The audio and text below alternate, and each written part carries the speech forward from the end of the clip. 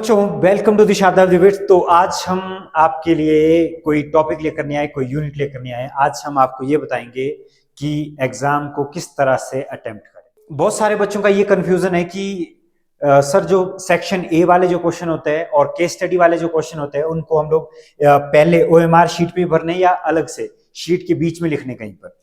तो इसका जो आंसर है, इसका आंसर देखिए क्या है। इसका आंसर है कि पहले तो देखो सिंपल, आपको जो टोटल आपकी जो शीट होगी वो होगी 36, ये +2 का, ठीक है। और 10th को भी इसी तरह से मिलेगा, सेम सेक्शन है। उसमें आपको रोल नंबर लिखना पड़ेगा, सेंटर कोड होगा, सेंटर कोड के बाद आपको ये फिल करने पड़ने। जैसे मान लो आपका रोल नंबर इस तरह से है कि आपका रोल नंबर है 2 3 5 6 7 8, तो आपको 2 पे जाके क्या करना है, राउंड करना है, ठीक है ना, फिल करना है इसको। फिर उसके बाद 3 पे इसको फिल करना है, फिर 5 पे जाकर इसको फिल करना है, फिर आपको करना है जी फिल किस पे जाके, 6 पे जाके क्लियरली करना है, ताकि ऐसा पूरा बिल्कुल आपने क्या करना है, इसको राउंड करना है, ठीक है ना, बाहर नहीं जाना चाहिए।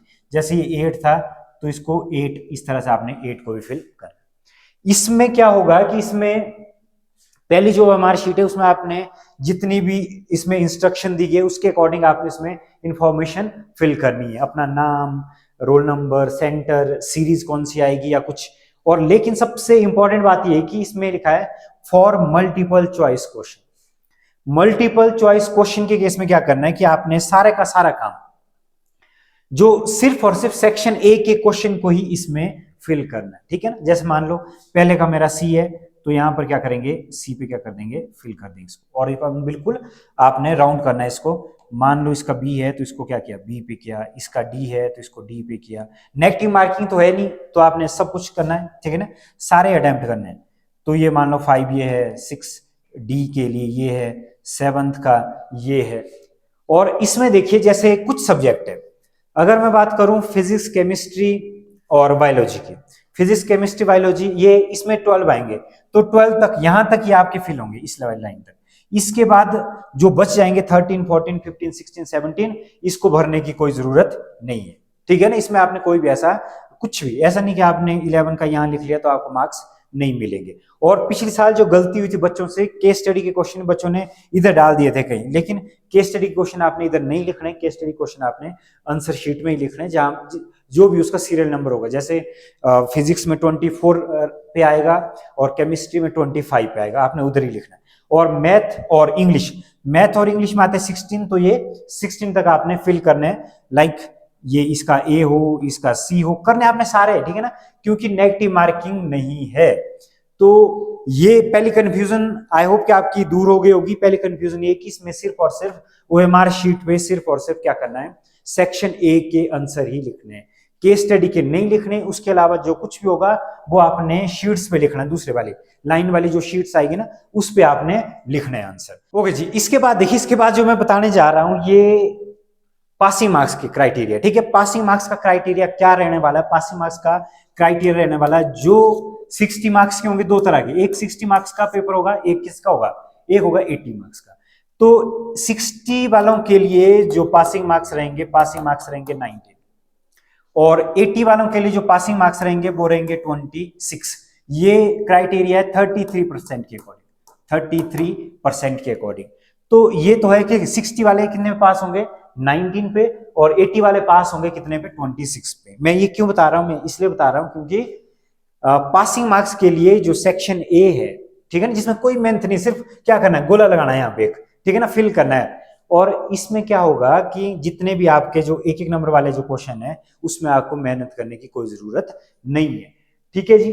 तो इसमें देखिए इसमें क्या होगा, इसमें अब एक और ट्रिक है कि जिस कुछ भी नहीं आता, मान लो किसी को कुछ भी नहीं आता और वो सिर्फ एग्जाम देने जा रहा है, और अगर आप इस सेक्शन में से 5 नंबर 6 नंबर, देखो जिसको तो लेने हैं 100 मार्क्स, जिसको टॉप 10 में आना है या अच्छे से अच्छे मार्क्स लेने, तो उनके लिए तो ऑब्वियस बात है कि वो पढ़ के भी गए, उनको तो सारे ही करने हैं, ठीक है ना। सारे का मतलब ये नहीं 20 करने, जैसा मैंने बोला कि फिजिक्स, केमिस्ट्री, बायोलॉजी में कितने 12 क्वेश्चन करने, इंग्लिश और मैथमेटिक्स में आपने कितने करने, 60 करने। अब उन बच्चों के लिए देखो एक ट्रिक, क्योंकि नेगेटिव मार्किंग नहीं है, नेगेटिव मार्किंग का इसमें कोई भी रोल प्ले नहीं हो रहा है।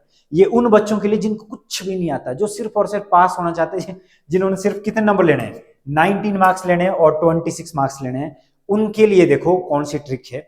तो उनके लिए एक सिंपल सी ट्रिक ये रहेगी कि उन बच्चों ने क्या करना है।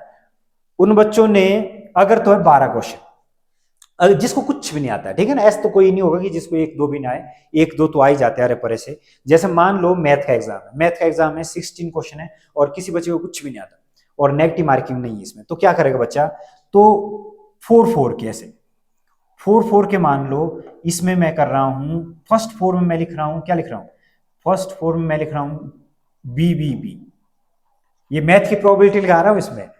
फर्स्ट 4 में लगाया बी, और सेकंड 4 में मैं लगा रहा हूं सी, सेकंड 4 में मैं लगा रहा हूं सी। ये उनके लिए, ये स्टंट किसने, ये स्टंट किसने परफॉर्म करना है, सिर्फ और सिर्फ किसने, ये वाला स्टंट वो लोग परफॉर्म करेंगे जो फेल होने से बचने के लिए, ठीक है ना।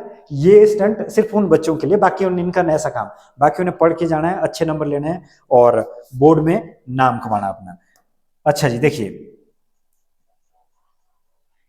और दूसरे वाले में मैं क्या कर रहा हूं, एक बता रहा हूं आपको, हिंट दे रहा हूं, इसमें मैं लिख रहा हूं सी, और 9 से लेके मैं लिख रहा हूं ऐसे ही अपनी मर्जी से डी, 9 से लेके इसमें मैं कर रहा हूं डी पुट, और 13 को मान लो मैंने पुट कर लिया ए, 13 में मैंने लगा दिया ए,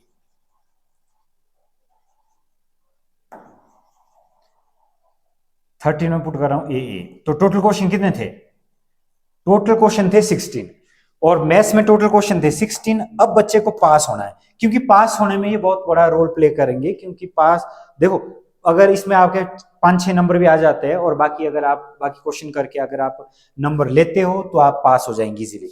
लेकिन अगर आप अपनी मर्जी से कुछ हर परे आता, आपको कुछ भी नहीं और अपनी मर्जी से आपने हर परे कुछ भी ऐसा क्या किया, फिल कर दिए ये, तो उसके बाद आपको कुछ नहीं मिलेगा, आपको हो सकता है 0 मिले। लेकिन ये जो मैथ की प्रोबेबिलिटी लगा के देखे क्या मिलेगा, मान लो आपने 4 में क्या किया बी, इसमें से कितने ठीक हुए, पहले वाले में से इसमें ठीक हुए जी आपके 2, और इसमें आपके मान लो, मैं बोल रहा हूं सिंपल सी बात, इसमें आपके ठीक हुए ये 5 टू ये, इसमें आपके ठीक हुए कितने, इसमें मान लो 2 और ठीक हुए, और इसमें जो आगे वाला सेशन है, अगर इसमें मान लो आपके ठीक हुए, एक ही ठीक हुआ मान लो, ठीक है जी, और इसमें जो ठीक हुए थे आपके अगले वाले में, इसमें आपके 2 ठीक हुए थे। ये तो इसमें देखिए कि जो मिनिमम पॉसिबिलिटी है ना, मिनिमम पॉसिबिलिटी कितनी है, मिनिमम पॉसिबिलिटी है कि आपके 7 मार्क्स, अगर आप कुछ भी नहीं आता तो आपके 7 मार्क्स बिल्कुल क्या हो जाएंगे, बिल्कुल पक्के हो जाएंगे, ठीक है ना। अगर किस्मत कोई और ज्यादा लकी है, ठीक है, जरूरी नहीं मैंने यहाँ पे ए में किया, आप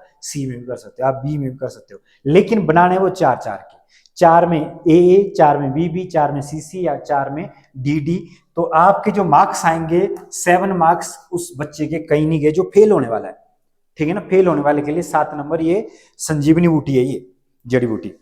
अब देखिए ये हो गया 7 मार्क्स आए उसके। अब 7 मार्क्स के बाद जो पेपर का जो पैटर्न रहेगा, इस बार जो बोर्ड का, अब तक हमने डिस्कस किया सेक्शन ए के बारे में। तो सेक्शन ए में देखिए मैंने बता दिया कि ओएमआर पे ही आपने फिल करने हैं, उसके लिए आपको लिखने की जरूरत नहीं है, केस स्टडी उसमें नहीं करनी है। और सेक्शन बी की अगर मैं बात करूं तो section B C D E, इसके जो क्वेश्चन होंगे, ये जो क्वेश्चन है उसके आंसर किस तरह से आपने लिखने, हर एक क्वेश्चन आपने अटेम्प्ट करना है, अगर आपको थोड़ा बहुत आता भी है। क्यों, क्योंकि इसमें स्टेप मार्किंग है। बोर्ड वाले ने बोला है कि इस साल से क्या होगा, स्टेप मार्किंग भी होगी। स्टेप मार्किंग पहले सीबीएसई में होती थी, एचई बोर्ड में थोड़ा बहुत अगर गलत होता तो सारा गलत हो जाता था, लेकिन इस बार से एचई बोर्ड में स्टेप मार्किंग है। स्टेप मार्किंग लाइक ये है फिजिक्स का model question paper last year का, ठीक है ना, क्योंकि इस साल एचई बोर्ड वालों ने कोई मॉडल क्वेश्चन पेपर नहीं डाला है, तो ये पूरा मॉडल क्वेश्चन पेपर सॉल्व है। आपने हमारी प्लेलिस्ट को जरूर विजिट करना, तो उसमें आपको इसका सॉल्यूशन ऑलरेडी मिल जाएगा। यहाँ पर मैं बस सिर्फ इतना बता रहा हूँ कि स्टेप मार्किंग कैसे चलेगी। स्टेप मार्किंग देखिए, जैसे सेक्शन बी है 2 मार्क्स का, तो एक लिखा हुआ है ड्रिफ्ट वेलोसिटी, तो ड्रिफ्ट वेलोसिटी की सिर्फ डेफिनेशन, इसका 1 नंबर, और 1 नंबर आपको मिलना है कि शो दैट इसके बीच में जो ये रिलेशन है INEABD। और एक और आपने इंपॉर्टेंट अपडेट ये रखना है कि मॉडल क्वेश्चन पेपर को जरूर पढ़कर जाना है, क्योंकि मॉडल क्वेश्चन पेपर में से हर साल 8 या 10 क्वेश्चन रिपीट होते हैं। पिछले साल क्या होते हैं, 10-10 क्वेश्चन तीनों सीरीज में आए थे, लेकिन इस साल तो सीरीज 1 रहेगी। कहने का मतलब कि क्वेश्चन 1 रहेगा, सीरीज तो 3 रहेगी। तो इसमें क्या होगा कि इसमें भी आपको 5-6 क्वेश्चन मॉडल क्वेश्चन पेपर से ही आते हैं हर साल, तो आपने इसको स्किप नहीं करना है। यहां पर देखिए, फिर 1 नंबर इसका मिलेगा, 1 नंबर आपको इसको प्रूव करने का मिलेगा। इस तरह से स्टेप मार्किंग रहेगी। जैसे मान लो नेक्स्ट क्वेश्चन है, इसमें पूछा था कि डोमेन थ्योरी, तो इसमें आपको डायग्राम के भी 1 मार्क्स मिल जाएंगे और 1 मार्क्स आपको मिलेगा लिखने का, मिलेगा 1 मार्क्स। और नेक्स्ट अगर मैं बात करूं, देखो explain photo electric effect, photo electric effect की पहले डेफिनेशन, तो डेफिनेशन का 1 नंबर इसको डिफाइन करने का, इसके जो लॉ होते हैं इसको डिराइव करने का 1 नंबर इसमें मिल जाएगा। और अगर सेक्शन सी वाले क्वेश्चन देखिए, सेक्शन सी वाले क्वेश्चन ये 3 मार्क्स का था, तो इसमें पहले तो डिफ्लेक्शन पूछा था, फिर क्या पूछा था, difference, describe how differ from the interference. तो 1 नंबर इसका, सेक्शन सी 3 नंबर का है, तो इसमें मिलेंगे 2 मार्क्स। तो आपने अटेम्प्टेशन भी उसी तरह से रखनी है। अगर आपको सिर्फ डिफ्लेक्शन आता है तो आपने वो भी अटेम्प्ट करना है, ऐसा नहीं कि उसको छोड़ कर आना है। फिर नेक्स्ट देखिए, नेक्स्ट अगर बात करें न्यूमेरिकल, तो न्यूमेरिकल करोगे पूरा, डिस्प्लेसमेंट करंट है, इसकी डेफिनेशन 1 नंबर की, एक्सप्रेशन कितने नंबर का हो गया, 2 नंबर का। तो स्टेप मार्किंग हर एक सब्जेक्ट में, चाहे आप आर्ट्स हो चाहे कॉमर्स हो, कोई भी सब्जेक्ट से आप अगर एग्जाम दे रहे हो तो आपको क्या मिलेगी, स्टेप मार्किंग ही देखने को इस साल मिलेगी। तो नेक्स्ट देखिए सेक्शन सी, तो चलो हो गया पूरा। डी में केस स्टडी आएगी, केस स्टडी में एक पैराग्राफ होगा, ये हमने पहले बता दिया था आपको।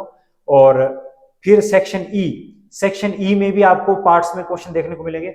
जैसे मान लो ये आया था कन्वेक्स लेंस का न्यूमेरिकल, इसमें 3 पार्ट पूछे गए थे, तो इसमें 1 नंबर 2 नंबर इस तरह से होगा, ठीक है ना। ऐसे नहीं कि एक ही न्यूमेरिकल आपको 5 नंबर का आएगा, उसमें 2 पार्ट भी आ सकते हैं और कितने पार्ट्स आ सकते हैं, 3 पार्ट्स भी आपको देखने को मिलेंगे। तो बस आज का आपको यही बताना था।